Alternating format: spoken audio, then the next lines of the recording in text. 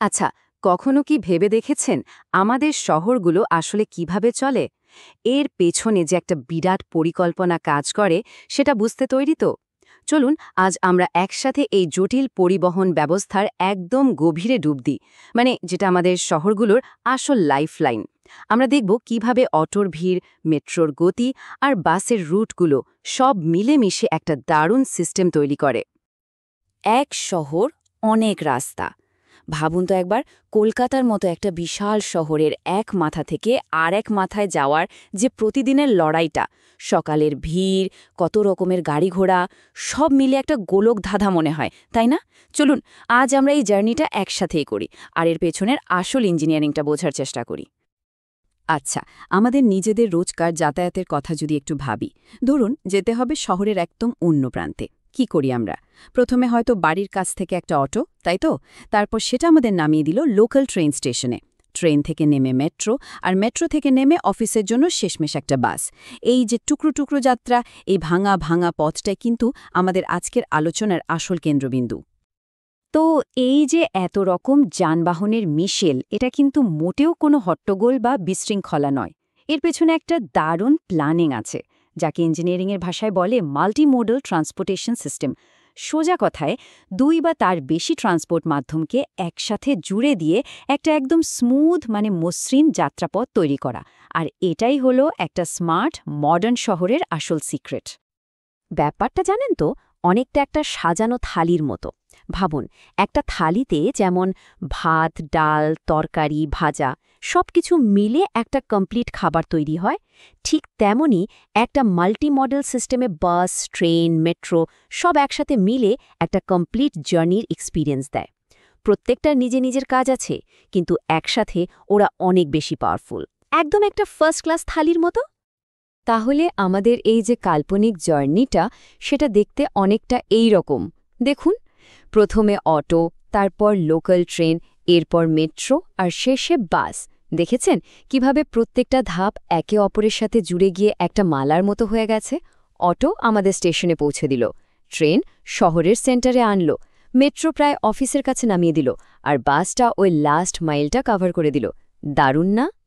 তাহলে এখন প্রশ্নটা হলো, এই যে আলাদা আলাদা ট্রান্সপোর্ট মাধ্যমকে একসাথে জুড়ে দেয়া হলো, এটা ঠিক কিভাবে পুরো শহরের যাতায়াত ব্যবস্থাকে আরও এফিশিয়েন্ট বা কার্যকর করে তোলে?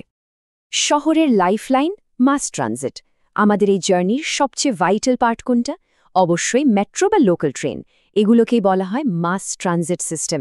এগুলোই শহরের আসল লাইফলাইন, ঠিক আমাদের শরীরের শিরাধমনির মতো। চলুন এবার এর ভেতরের ব্যাপারগুলো একটু খুঁটিয়ে দেখা যাক। মাস ট্রানজিট সিস্টেম এর মানেটা কি? সোজা ভাষায় এটা হলো এমন একটা পাবলিক ট্রান্সপোর্ট সিস্টেম যা একসাথে অনেক, মানে প্রচুর সংখ্যক মানুষকে খুব তাড়াতাড়ি এক জায়গা থেকে অন্য জায়গায় নিয়ে যেতে পারে। যেমন ধরুন মেট্রো, ট্রাম বা আমাদের লোকাল ট্রেন। একবার ভাবুন তো, একটা মেট্রো ট্রেন একবারে যত লোককে নিয়ে যায়, সেই সব লোককে নিয়ে যেতে গেলে রাস্তায় কতগুলো গাড়ি নামাতে হতো। এর আসল উদ্দেশ্যই হলো এটাই, কম সময়ে বেশি লোককে গন্তব্যে পৌঁছানো। যে কোনো মাস ট্রানজিট সিস্টেম, বুঝলেন তো, চারটে মূল পিলারের উপর দাঁড়িয়ে থাকে। এগুলো হলো টেকনিক্যাল, ডিমান্ড, অপারেশনাল আর ইকোনমিক। টেকনিক্যাল মানে এর হাই ক্যাপাসিটি, নিজস্ব ট্র্যাক। ডিমান্ড মানে হলো চাহিদা, যা নির্ভর করে পপুলেশন ডেন্সিটির ওপর। অপারেশনাল মানে হলো এর ফ্রিকোয়েন্সি, স্পিড, সেফটি। আর সবশেষে ইকোনমিক মানে বিপুল খরচ, ভাড়া, ভর্তুকি এইসব। এখন এই চারটে বৈশিষ্ট্য মনে রাখার একটা ছোট্ট মজার ট্রিক আছে। শুধু এই লাইনটা মাথায় গেঁথে নিন। টেকনোলজি ডিমান্ডকে বুঝে অপারেশন ইকোনমিক হবে। ব্যাস, টি দিয়ে টেকনিক্যাল, ডি দিয়ে ডিমান্ড, ও দিয়ে অপারেশনাল আর ই দিয়ে ইকোনমিক। পরীক্ষার জন্য এটা কিন্তু দারুণ কাজের, তাই না? একেবারে সহজে মনে থেকে যাবে। বেশ, তাহলে এবার একটা সহজ প্রশ্ন। একটা মেট্রো সিস্টেমের যে ভাড়া আর সরকার যে ভর্তুকি বা সাবসিডি দেয়, এই দুটো জিনিস ওর কোন বৈশিষ্ট্যকে সরাসরি প্রভাবিত করে? টেকনিক্যাল, ডিমান্ড, অপারেশনাল নাকি ইকোনমিক? মাটির তলায়, মাথার ওপরে। তো আমাদের কাল্পনিক যাত্রী এখন মেট্রোর ভেতরে। কিন্তু এই যে বিশাল মেট্রো সিস্টেম, এটা বানানো হয় কিভাবে? কিছু মেট্রো তো মাটির তলা দিয়ে যায়, আবার কিছু মাথার ওপর দিয়ে, তাই না? ইঞ্জিনিয়াররা কিভাবে ঠিক করেন যে কোনটা কোথায় বানাতে হবে? চলুন এই নির্মাণের ধরনগুলো একটু দেখে নেওয়া যাক। সাধারণত মাস র্যাপিড ট্রানজিট সিস্টেম বা MRTS দুই রকমের হয়। এক, এলিভেটেড, মানে যেটা রাস্তার ওপর বড় বড় পিলারের ওপর দিয়ে যায়।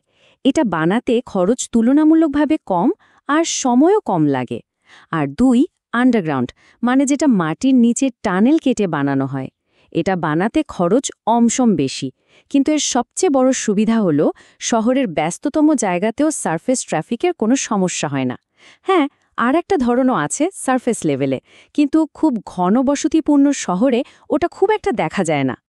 তাহলে এবার ভাবার বিষয় হলো, একটা শহরের সবচেয়ে ব্যস্ত কমার্শিয়াল এলাকা, যেখানে জায়গার দাম আকাশ ছোঁয়া, সেখানে কেন আন্ডারগ্রাউন্ড মেট্রোকেই বেছে নেওয়া হয়, এলিভেটেডকে নয়?